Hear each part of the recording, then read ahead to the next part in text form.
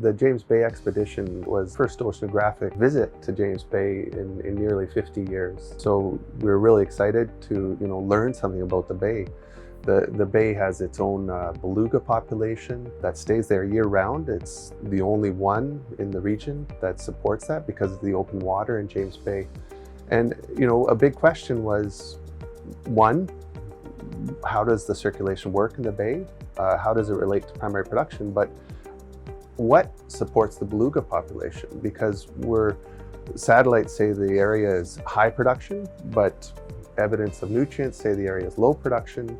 50 years ago, the work was trying to create a baseline for the upcoming hydroelectricity dams, changing the flow of rivers, and that's a big change, of course, right? There's just the flow of rivers is shifted towards the winter time versus towards the spring when it would normally happen. There's that one influence, but it's compounding the effect of climate change, and climate change is just having a huge impact.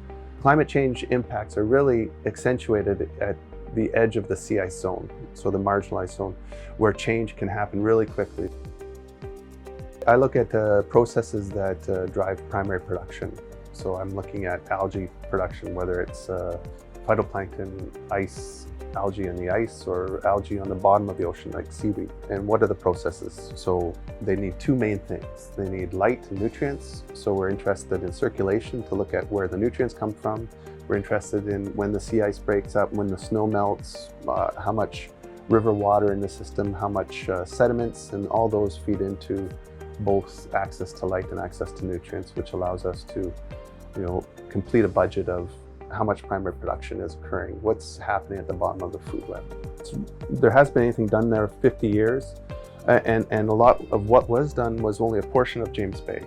We've got to be able to look at the entirety of James Bay, and so we could answer more questions about how the system works and really create an ongoing state of what's happening right now, so we can understand if things are changing. And that's really important in terms of a conservation area, because if you're conserving something, you want it to stay the same, essentially, right? You're trying to keep it conserved. So we need to be able to monitor and know what we should be monitoring moving forward, so we could supply that information to the federal department that looks after the conservation of the area, and that will help make decisions for how do you change your conservation efforts, or how can we look at the system being improved to support the wildlife that supports communities.